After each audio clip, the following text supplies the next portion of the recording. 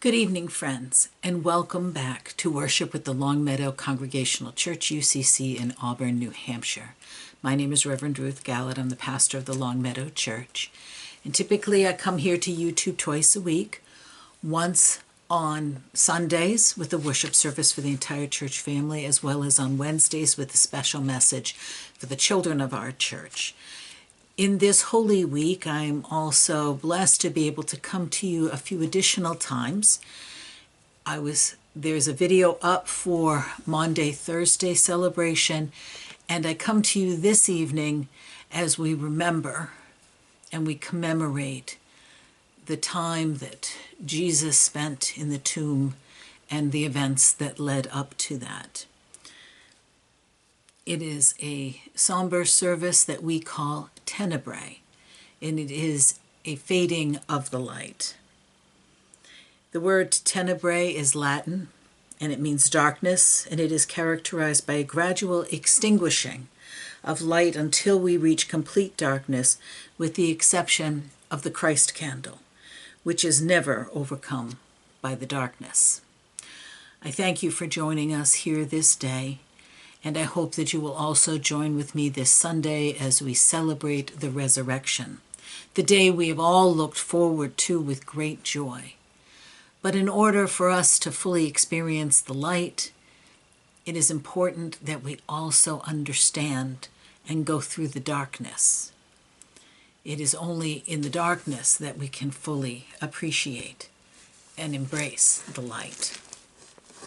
In our small village church, historically, we held a single service for Maundy Thursday and Good Friday, Tenebrae, together on Thursday evening because we understood the realities of a small congregation and asking families to come out 2 nights in a row. However, one of the unexpected blessings that came out of our need to adapt to the pandemic is that we have acquired the skills to use technology to our advantage. And so even though we returned to in-person worship a number of years ago, we can continue to utilize these newly acquired skills to separate the 2 different but equally important holy days, with Maundy Thursday being offered in both in-person and here on YouTube, with Tenebrae being offered exclusively here on YouTube. I thank you for joining me this day, and whatever time of day it is that you are watching. I pray that you will find both comfort and community here. Although it has been my custom over the past few years to use this time to share the age-old extinguishing of the light liturgy, which I will come to shortly, I'd like to also briefly reflect on a particular aspect of the struggle of Good Friday, something that has held my attention this week. And although I'm certainly not the first person to ponder it, I wanted to take a few moments to reflect on the apparent irony of the name Good Friday. It's a question I'm asked often by people in my congregation. What is so good about this Friday? And so I wanted to think about and reflect on what do we do with all of the loving exhortations of Jesus as we turn our hearts and our minds to the horror of the crucifixion and the silence of the closed tomb. How do we hear them now? What do we do with "I am the light of the world" in the deep darkness of the tomb? What do we do with "This is my beloved child" in the face of the torture of the cross?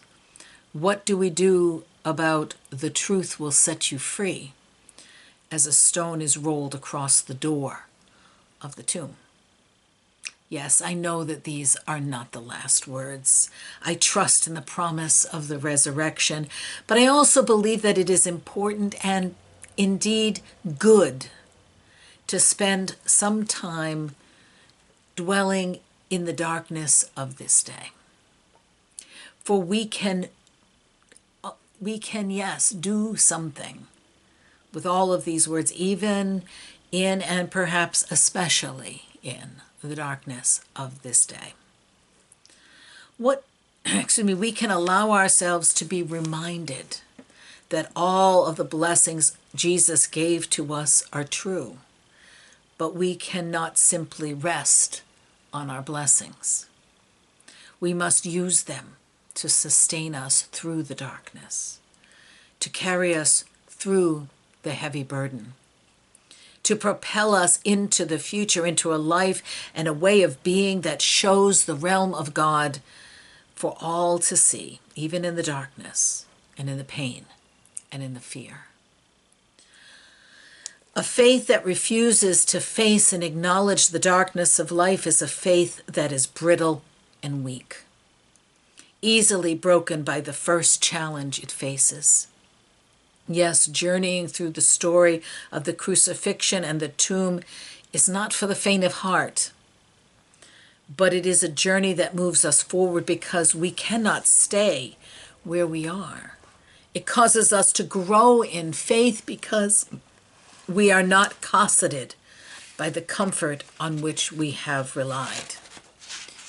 Journeying through this dark day leads us to a faith that is stronger and more vulnerable, more reachable, more adaptable, and more open to where God is leading.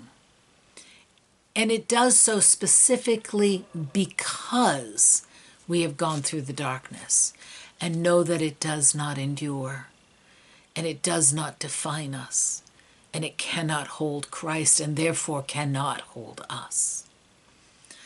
This journey through Good Friday is good because of its transformative power.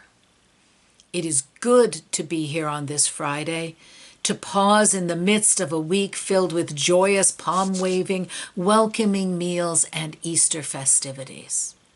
It is good to pause and be still, to be strengthened by a presence that is strong and will never let us go, even in the darkest times and the darkest places of our lives. And because Jesus' way has won, we now can plan for a future with greater hope than we have ever known. This coming Sunday, our church will gather together for an outdoor Easter sunrise service at 6 a.m. on the shores of Lake Massabesic, as we have done for decades. We will also gather in person at the church at 9:30, and never forgetting those who are not able to gather in person, we will also gather on Zoom at 11 o'clock. And you will be able to find a pre-recorded service of Easter worship here on YouTube. With the light of this hope before us, we can venture into the darkness of this night with courage, trusting that with each other for support and the steadfastness of our God, leading us forward, we can dare to walk with him on the road to Calvary. And so, this evening, I invite you to join me as we attempt to settle our minds, our hearts, and our spirits and walk through this moment with Jesus. Let us gather in spirit as we join Christians of many generations throughout the world and throughout history in using the liturgy of Tenebrae. Let us now approach God together in confession and in prayer. Forgive us, God, for all the times we labeled others, forgetting each one of us is made and loved by you. Forgive us, Jesus, for the little choices that blind us to the pain we cause others to suffer. Forgive us, Holy Spirit, for silent collusion with systems that deny justice and human need, serve politics or convenience first. Living God, forgive our inhumanity, the denial of your image set within us. Pour your grace on this our sorrow, that we may find the courage to change and to honor your love for us. Amen. My dear friends, the crushed servant, faithful and full of grace, meets us in our suffering, weakness, and wandering. The Holy One calls us back and as the good shepherd pursues the sheep who have gone astray. Hold on to the confession of our hope, because the God of the covenant is reliable and true. Receive the grace of God as a grateful response to the one who redeems, mends, and restores with thanksgiving and hope. Thus strengthened by prayer, trusting that God's light will illuminate the path before us, and sustained by the great community of God's children around the world and across the years, let us walk together through this night with Jesus, and may we be faithful in our walk. Let us hear now of the shadow of betrayal, reading from Matthew 26, 20 to 25. When it was evening, he took his place with the 12. And while they were eating, he said, "Truly I tell you, one of you will betray me." And they became greatly distressed and began to say to him one after another, "Surely not I, Lord." And he answered, "The one who has dipped his hand into the bowl with me will betray me. The Son of Man goes as it is written of him, but woe to that one by whom the Son of Man is betrayed. It would have been better for that one not to have been born." Judas, who betrayed him, said, "Surely not I, Rabbi." And he replied, "You have said so."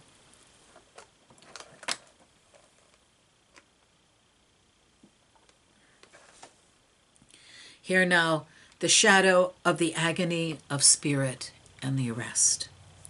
Matthew 26, 36 to 50. Then Jesus went with them to a place called Gethsemane, and he said to his disciples, "Sit here while I go over there and pray." He took with him Peter and the two sons of Zebedee, and began to be grieved and agitated. Then he said to them, "I am deeply grieved, even to death. Remain here and stay awake with me." And going a little farther, he threw himself on the ground and prayed, "My Father, if it is possible, let this cup pass from me. Yet not what I want, but what you want." And then he came to his disciples and found them sleeping, and he said to Peter, "So could you not stay awake with me 1 hour? Stay awake and pray that you may not come to the time of trial. The spirit indeed is willing, but the flesh is weak." Again he went away for the second time and prayed, "My Father, if this cannot pass unless I drink it, your will be done." Again he came and found them asleep for their eyes were heavy. So leaving them again, he went away and prayed for the third time, saying the same words. Then he came to the disciples and said to them, "Are you still sleeping and taking your rest? See, the hour is at hand, and the Son of Man is betrayed into the hands of sinners. Get up, let us be going. See, my betrayer is at hand." While he was still speaking, Judas, one of the 12, arrived. With him was a large crowd with swords and clubs from the chief priests and the elders of the people. Now the betrayer had given him a sign, saying, "The one I will kiss is the man. Arrest him." At once he came up to Jesus and said, "Greetings, Rabbi," and kissed him. Jesus said to him, "Friend, do what you are here to do." Then they came and laid hands on Jesus and arrested him.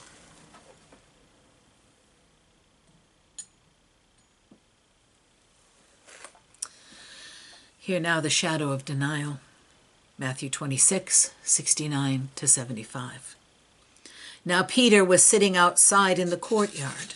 A servant girl came to him and said, "You also were with Jesus the Galilean."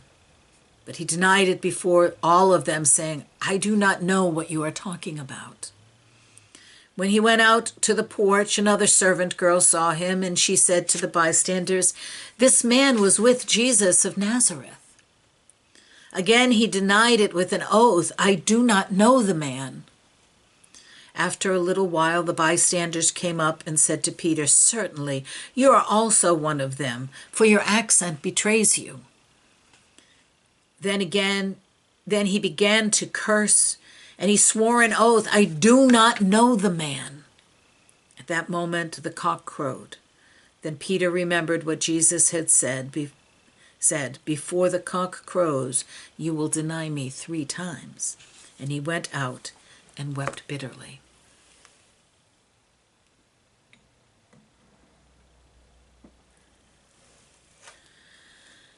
The shadow of accusation.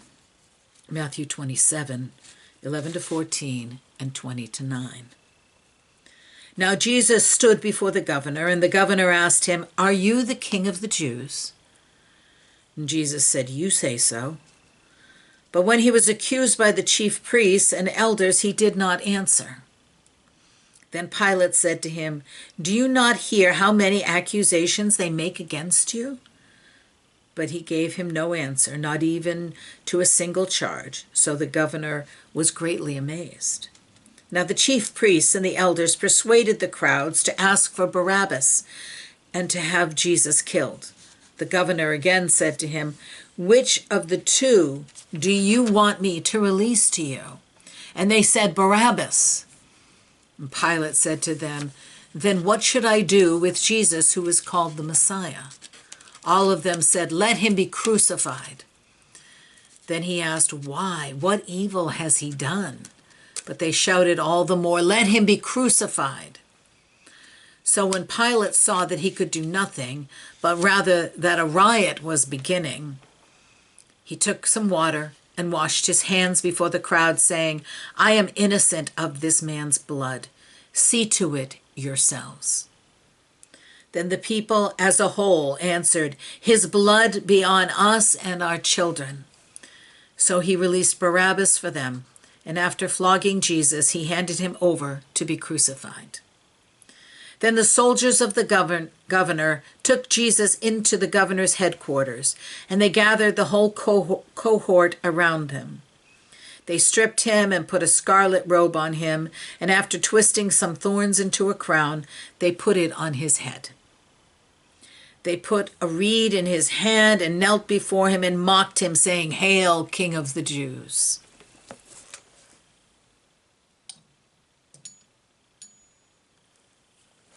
The shadow of crucifixion and humiliation. After mocking him, they stripped him of the robe and put his own clothes on him, and then they led him away to crucify him. As they went out, they came upon a man from Cyrene named Simon. They compelled this man to carry his cross, and when they came to a place called Golgotha, which means place of the skull, they offered him wine to drink, mixed with gall, but when he tasted it, he would not drink it. And when they had crucified him, they divided his clothes among themselves by casting lots. Then they sat down there and kept watch over him. Over his head they put the charge against him, which read, "This is Jesus, the King of the Jews." Then 2 bandits were crucified with him, one on his right and one on his left. Those who passed by derided him, shaking their heads and saying, "You who would destroy the temple and build it in 3 days, save yourself.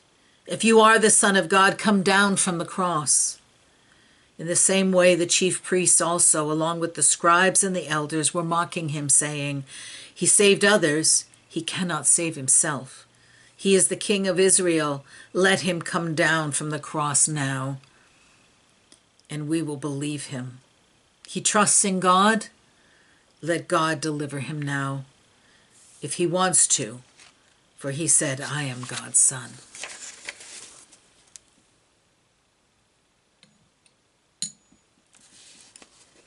The shadow of death.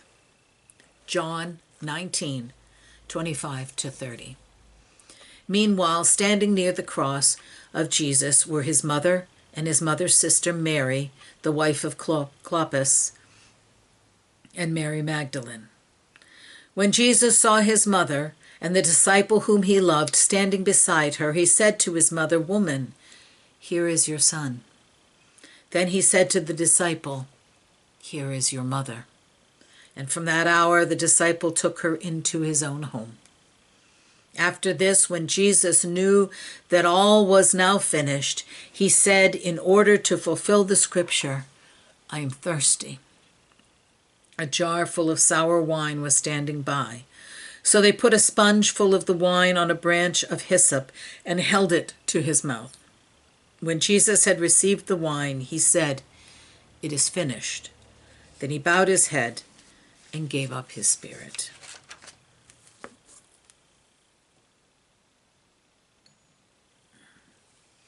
The shadow of burial.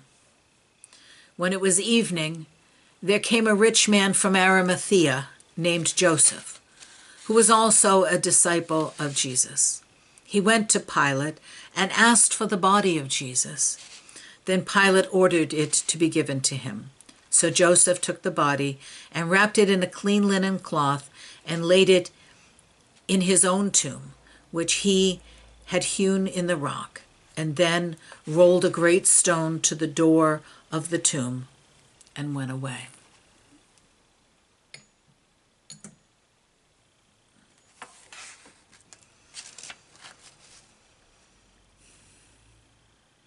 Here in the darkness of this hour, because we know why Jesus was hanging there, we could hear his final cry from the cross, It is finished. It is a word of resignation or defeat. And yet, because we know that darkness will not have the final word, because we know that Jesus, as humanity's last and only hope for redemption, we hear it instead as a victory cry. The people at the cross thought it was all over and done with that Friday, but Sunday was coming. It is finished. That phrase is a single word in Greek, tetelestai, which can mean finished, but we also have found the word on bills of sale dating from the 1st century, meaning complete or paid in full. With this powerful work, Jesus announced to the whole world that his mission was accomplished. God's promise had been fulfilled, and he had paid in full for all of humanity, including you and me. The night is dark, and yet the light still shines. This truly is Good Friday.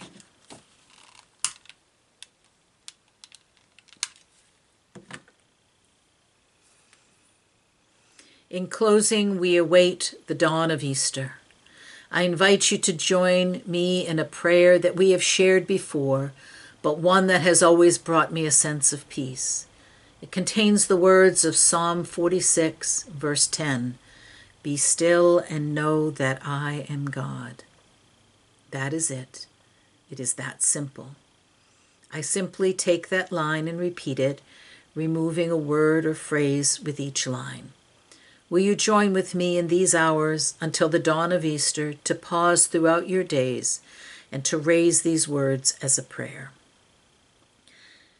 Be still and know that I am God.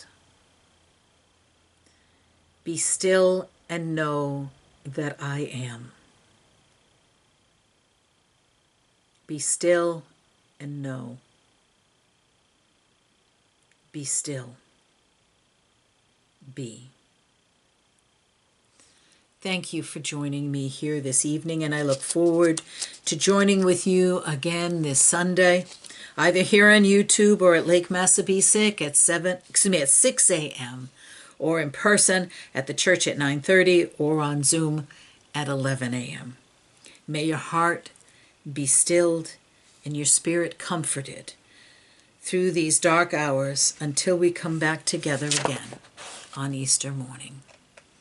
Go in peace, my friends, and return in the joy of the resurrection. Good night.